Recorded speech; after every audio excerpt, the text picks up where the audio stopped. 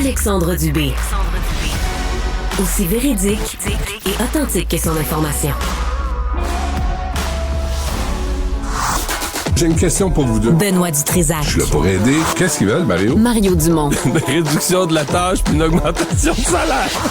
Ben, c'est cave. C'est des crapules. C'est cave, dire ça. Ils ont tellement tout. Non, ils ont déjà eu plus. La rencontre Dutrisac-Dumont. Fais un petit effort. Je n'étonnerai personne en disant qu'il avait le Canada dans la peau.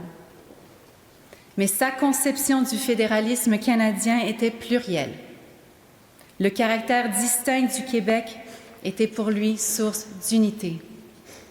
Et malgré le fait que ses 4 enfants et ses 16 petits-enfants vivent ailleurs, l'idée ne lui est jamais traversé l'esprit de quitter la province qu'il a vue naître. C'était un des moments très, très forts de cette cérémonie vraiment grandiose des funérailles d'État de l'ex-premier ministre Brian Mulroney. Vous avez reconnu sa fille aînée, Caroline Mulroney. Benoît, Mario, bonjour à vous deux. Hello.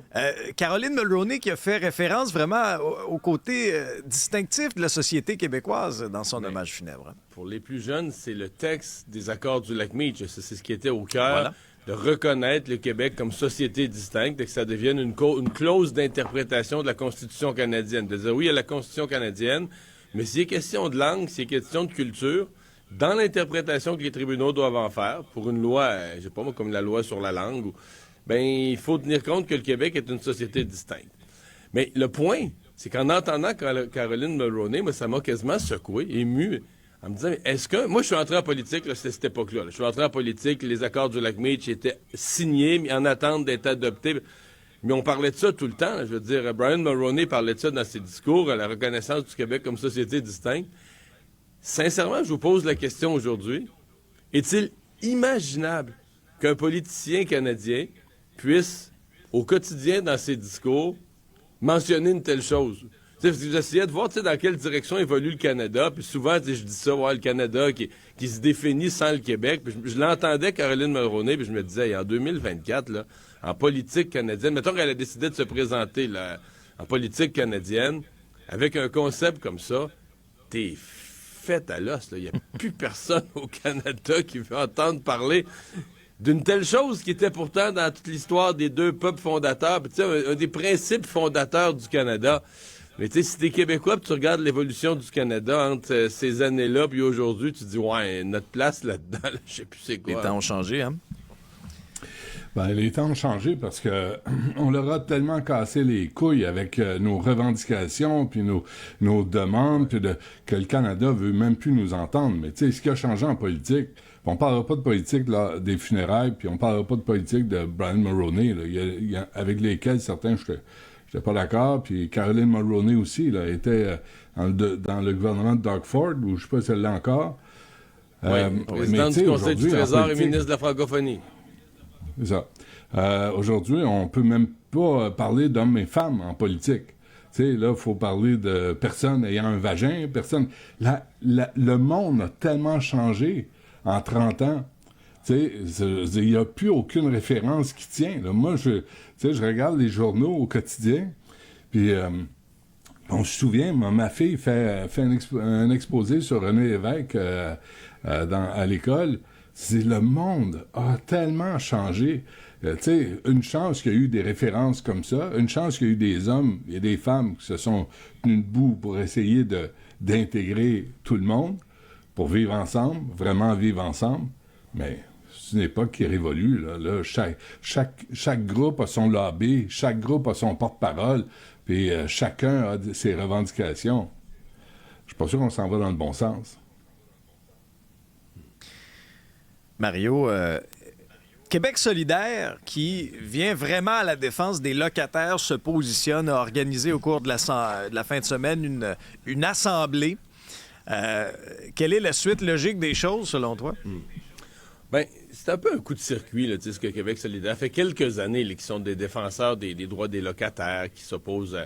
Quand il vient le temps d'adopter des lois, ils sont toujours du côté des locataires. Mais là, ils ont comme, disons, depuis 1 an ou 2, marqué beaucoup de points politiques. La fin de semaine, ils ont fait une assemblée de locataires, sous prétexte d'une assemblée d'information, mais qui était aussi beaucoup une assemblée politique.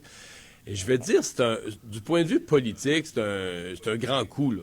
Et puis, de se devenir le parti des locataires. C'est juste qu'en fin de semaine, je regardais ça, puis je me disais, tu sais, c'est comme...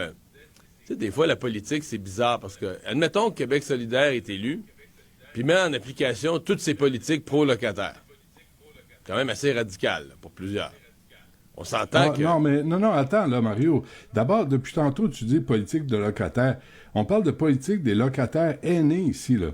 C'est ça, aussi, mais non, sens... mais là, pas non, juste ça. C'est l'aspect Françoise David, là, mais ils ont fait plus que ça, là, dans la dernière année, là. Je comprends, mais ça, c'est fondamental. Et là, je suis Québec solidaire, moi, ce matin. J'ai parlé à une porte-parole, Mme Lebel, de Mont-Carmel. C'est un édifice que Henri Zavriev a acheté à 40 millions de dollars il y a 2 ans. Il a envoyé un huissier, un matamor. Lui, il achète des immeubles qui sont consacrés, des RPA, ou des immeubles où il y a des pauvres. Les gens se regroupent parce qu'ils n'ont pas d'argent pour se payer 1200$ par mois. Puis là, il en a acheté un autre sur Sainte-Catherine. Puis il a sorti tout le monde. Là, il sort, puis il dit qu'il fait des rénovations, mais c'est des rénovictions. Et moi, là, du monde de même, je suis écœuré de voir ça à Montréal. Et s'il y a une crise du logement, c'est à cause des Henri Variev, où on ne sait pas où il prend son argent. On ne sait pas où il prend ses millions de dollars pour acheter des immeubles. Et ce Mont-Carmel, là, ils sont une 50aine de personnes âgées qui ont résisté au matamor Zavriev. Et j'utilise matamor pour pas utiliser un autre mot où je pourrais me faire poursuivre. Et là, il fait quoi? Zavriev, il loue ces logements-là, ces appartements-là, à des migrants mexicains qui arrivent en gang, qui font du bruit, qui connaissent pas la façon de procéder au Québec et à Montréal. Les personnes âgées se sentent moins en sécurité, c'est sale, c'est mal entretenu, puis là, les loyers ont grimpé. Fait que je pense qu'il est temps qu'on protège les personnes âgées. Et là, Québec solidaire dit, la loi, c'est 70 ans si tu habites 10 ans dans le logement. Ben moi, ils veulent mettre ça à 65 ans, à 5 ans si tu habites dans le logement, avec un revenu modeste. Je suis d'accord avec ça. Il est temps que les promoteurs, puis c'est pas Duranceau qui va les appuyer, là. Duranceau est allé à Mont-Carmel l'été passé. Mais on est rendu au mois de mars, puis elle réfléchit encore quoi dire. Elle sait pas quoi dire. Ben c'est sûr, elle en a fait de la spéculation, elle aussi. Bien mal placée pour prendre la parole. Alors oui, il est temps qu'on protège les locataires aînés qui sont là depuis longtemps, avec des revenus modestes, des spéculateurs qualificatif que je vais retenir. Mais Mario, c'est vrai que c'est un drame humain pour ces personnes aînées-là là, qui vivent ça, puis qui sont évincées, puis c'est un stress incroyable. Le cas des personnes aînées est un cas particulier. Ah ouais. D'ailleurs, la loi Françoise David, si je ne me trompe pas, là, elle a été adoptée à l'unanimité par l'Assemblée nationale. Là, Québec solidaire, Benoît vient de l'expliquer très bien. Ils veulent l'étendre, l'élargir, là, donc baisser l'âge à partir duquel sera applicable et baisser la période. Mon point est le suivant. C'est que si on mettait, ça c'en est une, mais si on mettait en application toutes les politiques de Québec solidaire, tout ce qu'ils ont proposé pendant l'étude du projet de loi cet automne sur le logement, bien, la résultante, là, c'est qu'il s'en construirait plus de logements. Là. Plus personne ne voudrait être propriétaire, plus personne ne se lancerait dans le locatif à construire des nouveaux logements. Or, en étant le grand défenseur du logement, et c'est parfois ça en politique, en étant les grands défenseurs du logement et des locataires, ils pourraient aussi devenir de grands amplificateurs de la crise du logement. Parce qu'à la base de la crise du logement, à la base de tout, là, c'est qu'il manque de logement. Là. Ce qui fait que les prix, il y a une pression si folle sur les prix. Ce qui fait, c'est que les gens se battent pour les mêmes logements en sachant qu'au 1er juillet, il y a des gens qui n'en auront pas. C'est ça le gros problème.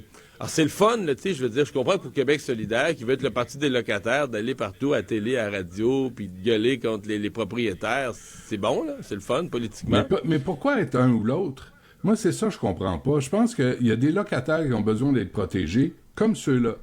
Puis il y a des propriétaires qui ont besoin d'être protégés. Ah, mais on est toujours... Tu sais, la CAQ, avec Duranceau, ben elle est pro-propriétaire. Là, elle veut... Puis là, Québec solidaire est pro-locataire. Il n'y a rien de blanc et noir dans la vie, là. Benoît, le projet de loi de la ministre Duranceau, tu sais qu'il y a quand même plusieurs mesures pro-locataires, là. Les évictions, les compensations financières pour les évictions, les évictions interdites dans certains cas. Là, Zavriev, là, il compense les gens. Mais il compense avec des pinottes. C'est ça le problème. C'est que même avec C'est ça des que la loi vient compensations... encadrer. Je pense que c'est 6 mois qu'il faut. Je ne vais pas me tromper, je pense que c'est 6 mois qu'il faudrait donner. Ouais, mais après, tu vas où? Tu vas où? Ah, Oui, mais là, c'est ça. on est toujours dans le même problème, là. C'est pas 6 abordable? mois pour te loger. Tu sais, c'est pas 6 mois pour réparer un bras cassé. C'est pour te loger. Et il me semble que ça, c'est un besoin fondamental dans notre société qui devrait être protégé. Puis ceux qui investissent dans des immeubles et qui louent, je comprends qu'ils veulent protéger leur investissement, je comprends qu'ils veulent protéger leurs biens, je suis d'accord avec ça, mais regardez ce que la presse annonce là à l'instant, là. On construit une autre tour à condo sur le terminus Mansfield, parce que c'est proche du REM. Ils parlent pas du bruit que ça va faire, puis les plaintes des gens. Mais moi, je me souviens, j'allais travailler à la Place Bonaventure en autobus, puis ils étaient en train de construire le terminus Mansfield. Bien, comme 8-9 ans plus tard, là, ils démolissent, puis ils recommencent, puis ils vont faire une tour à condo, qui est déjà plein de tours à condo, puis Montréal va devenir comme Vancouver. Puis je sais pas si vous êtes allé à Vancouver. C'est lettre en sacramouille, là. C'est juste des tours, puis des tours, puis des tours. C'est cher. Oui, c'est cher, tu dis. Puis il n'y a pas de famille qui va habiter là, là. Fait que, Il n'y a pas les moyens. il n'y a pas de plan de match, tu sais. Valérie Plante adore au gaz encore. Elle a été invitée à Mont-Carmel. Bon, elle s'est informée, mais elle fait rien. Elle n'intervient pas. Montréal C'est un perd vrai ses problème. jeunes aussi, Benoît. Hein? Comment? Montréal perd ses jeunes aussi, Benoît. Oui, aussi. Les jeunes, et là, c'était dans la presse vendredi, les jeunes, mais là, il faut lire la Gazette aujourd'hui. Ça, c'est drôle. Parce que c'est de la faute, c'est de la faute des francophones qui savent, c'est sûr, tu c'est sais, la qui faute, apprécient pas le fait, tu sais, qu'il y a des anglos. Puis évidemment, on est intolérant, puis on veut pas aller à Côte-des-Neiges ou Notre-Dame-de-Grâce pour être servi parce que c'est pas assez en français. Alors évidemment, tu sais, ils donnent ça à leur façon. Mais l'exode, Montréal perd des familles, des jeunes, au profit des régions.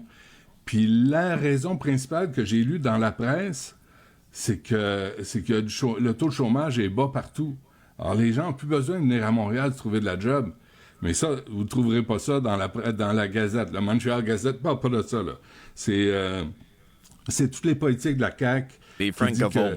Ben oui, tu sais, puis là, les frais qui ont augmenté dans les universités anglophones, c'est toujours pareil, là. C'est toujours Mais des il s'est bluffs passé avec quand ça. même quelque chose à Montréal de majeur. Je donne 2 exemples. Tu sais, autrefois, là, pour les jeunes, justement, là, c'était naturel, là, à 20 ans, 25 ans, de s'en venir à Montréal, là, tu sais, de toutes les régions. Puis même les régions s'en plaignaient, là, que les jeunes avaient le réflexe de venir à Montréal. Même chose, les gens des banlieues. Tu sais, les gens, le fun d'habiter en banlieue, là, il y a 25 ans, là, c'est de dire, ben regarde, t'as une maison tranquille, tout ça, mais tu vas à Montréal quand tu veux, tu vas au hockey, tu vas au restaurant. Tu sais, l'idée de la banlieue, c'est que t'es proche de Montréal. Là, l'autre jour, nos collègues à LCN faisaient un vox pop en banlieue, là, puis les gens disaient, hey, nous autres, là, on essaye de pas aller à Montréal. Le moins possible. Jamais. On essaye d'éviter. La madame, il y en a une qui disait, moi, j'ai déjà eu un rendez-vous médical, j'ai été obligé de rentrer sur l'île. Mais ça, c'est une inversion, là. C'est Montréal qui, par sa façon de se construire, de mettre des cônes oranges, de changer ses stationnements, a écœuré le monde, là. A écœuré. En une génération, t'es passé de nous autres, on aime ça aller dépenser à Montréal, encourager les restaurants, là, c'est le fun, on est en banlieue, on reste à Longueuil, on est à côté de Montréal. La star, c'est non. Si on peut aller sur un restaurant, ça arrive sud, au 10-30, tout pour éviter de traverser les ponts et de venir à Montréal. Fait que, tu sais, je sais pas, moi, si j'étais maire de Montréal demain matin, je m'interrogerais là-dessus. Je me disais, c'est pas bizarre, puis personne. Tu sais, mettons, t'as un magasin ou t'as un restaurant, puis les gens disent, moi, ce restaurant-là, je veux pas mettre les pieds là. Si moi, je suis propriétaire du restaurant, je vais me poser la question, c'est-tu sale? La nourriture est-tu mauvaise? C'est-tu sale? Mon personnel est pas gentil. Pourquoi est-ce que tout le monde se vende sur le trottoir, ils veulent pas rentrer dans mon restaurant? Mais Mario a tellement raison, là. Madame Dutrisac avait un souper d'amis samedi soir dans le coin de la place des spectacles. Elle me dit, j'ai pas eu besoin d'aller au complexe des Jardins pour me stationner. Il y avait de la place devant le restaurant. Il n'y a plus personne qui va à Montréal un samedi soir. La place pour stationner devant. Puis Mme Plante, super, elle a craqué ça jusqu'à 11h le soir, là. Les parcomètres. Tout tout. Pour tout. encourager le commerce, elle l'a expliqué, Benoît. C'est pour stimuler l'activité Ça a économique. l'air que ça marche terrible. Ça marche-tu? Stimuler Écoute, l'activité économique des parcomètres. Mais c'est la Ben seule oui. affaire avec quoi ils Là, font tu de t'en vas à l'argent. Montréal, tu te dis, merde, où est-ce que je vais me stationner? Je vais aller dans un, tu sais, Indigo, là, ils les ont tous.